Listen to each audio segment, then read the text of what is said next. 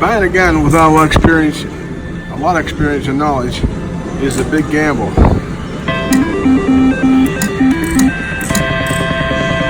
So don't take the chance, make sure you get some help. I'll try to do a little bit of that today. Okay, today I'm going to address getting a gun for someone who's brand new. Primarily women. When I say primarily women, I'm specifically pointing it towards women. Not because women are lesser, or not because men couldn't follow the same advice, that everybody always does gun stuff just for men. And women who have very little experience have to depend on what they hear from other people. Sometimes rumors, sometimes people don't really know what they're talking about. Just because someone shoots doesn't mean they have a knowledge of shooting, or specifically which gun you should use as a brand new person. Now my experience, and I have had a lot of shooters, martial artists that have done very well, competition and on the streets, cops. It's a little bit opposite what you hear from most other people who give you advice. Because if you're in the military, you're with a group, you have backup, you have trainers there, you're there for the whole deal when you're being trained. You as an individual, especially if you're a person that doesn't like a gun even, you want to know how to use it just for self-defense. So choosing the gun, if you're not going to get information from other people and you don't 100% sure they know what they're talking about, I'll give you some basic information that I would tell you, and you can weigh that by yourself, do you like the information or not. Most people, obviously a high percentage of people will tell you as a new person, if you're a man or a woman, you're going to carry a gun for self-defense, you should get the smallest and lightest one you can get because it's easy to carry. Well, that part's true, but the primary and most important goal is you have to be comfortable with the gun, have no fear of the gun, so you can do well with the gun. Just the gun going off doesn't stop people. You have to be comfortable that you can use it and you're hitting where you're aiming at short range. Now a lightweight gun kicks more, recoil, it hits your hand more. Now when I learned to shoot a gun was a heavy magnum, nobody mentioned recoil, so I didn't have that in my mind. But you'll hear that all the time now, they'll say recoil. So if you're brand new, you've never had a gun before, now a high percentage of women aren't going to carry a gun every day. The ones that are, after you get skilled enough to use it, then you can get a lighter gun. But you want to start out with a heavier gun. Why? Because the more mass or weight that the gun has, the less recoil it has hitting you back when you pull the trigger. So a heavier gun will be more comfortable for you. You won't have fear of it. If something hurts you every time you do it, you're going to hesitate and you're going to flinch, and that's really horrible for your accuracy of shots. So you need to start out with a completely metal gun, full steel gun, not an alloy, not one with a lot of plastic, until you get the good basics down and control the gun, and you have more confidence in the gun. Then if you're going to actually carry it, then you'll do better.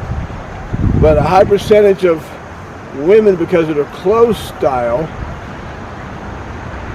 probably won't carry it on their pants if they're going in, say, urban areas and stuff, because it pulls your pants down. Even a light one will do that. You have to wear a belt.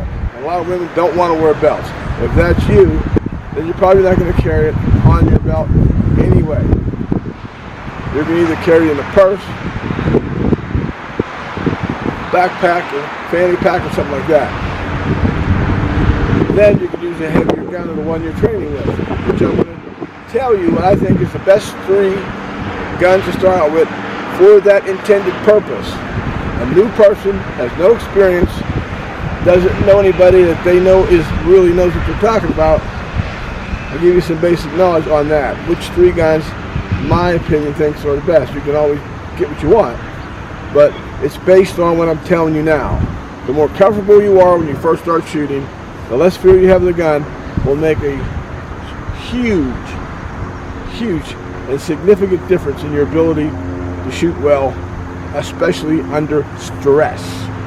Stress, not paper, not targets, under stress. Being a cop for over a quarter of a century or more, I know a little bit about performance under stress. I've seen cops fold up like a lawn chair in Miami during a hurricane. They can look good. Even when I do karate, when I was young, I was heavyweight champ Pennsylvania. Back in those days, late 60s. And I've seen guys in the karate gym, they look great. You wouldn't want to fight with them. You get out and fight in the street, they fold up too. So doing something for practice, doing something you're training with, and under stress, flight, or fight, life or death, is two different worlds. Some of the best shooters in the world couldn't hit an elephant if it's stepping on them under stress. Some people couldn't hit paper under stress. They're focused, they can shoot well. And you don't know which one you are until it happens. So you want to be as skillful and knowledgeable using it, and the most comfortable. So under stress, the only thing you have to think about is doing what you need to do. You're not thinking about the gun's going to hurt, this isn't going to work. So that's my reason I'm telling you these gun selections. And I think when you first start out, if you have no knowledge of guns, you don't have a reputable person working with you, you should start out with a revolver. Why? Because an automatic is complicated.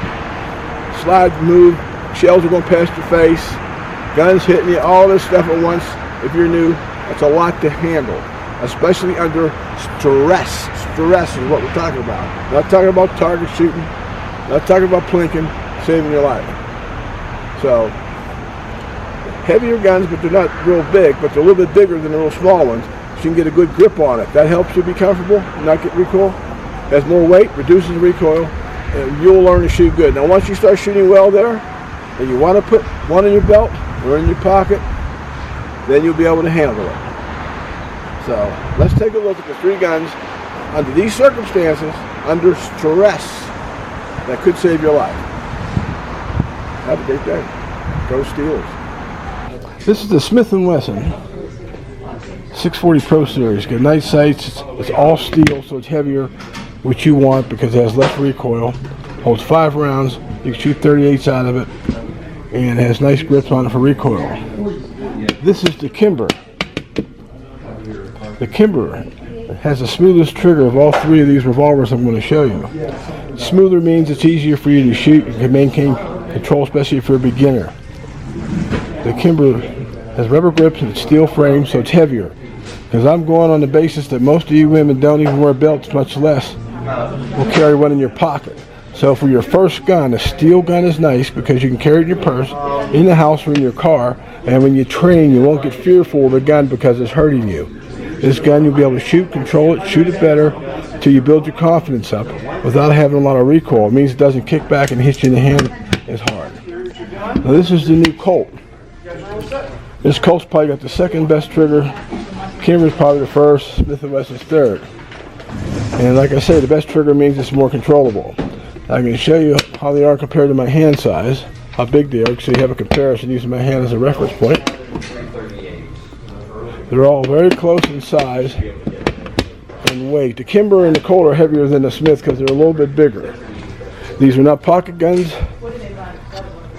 This is a good gun you carry in your purse, in your car, sort of deal. But when you go to practice with it, if you don't get skillful with it, everything is for naught. So you want a gun that's not going to recoil, easy to control, nice triggers. These three guns are what I recommend for you. The Colt 38, the Kimber 38, Smith & Wesson 38. These are great guns for women learning to shoot and having them for self-protection. And after that, you want to get a smaller gun, like some of these 2-inch guns like this. They won't bother you as much because you've had a lot of training. So, Smith & Wesson, Kimber, and Colt. Look them up, come on down here, and you'll see they're lovely guns.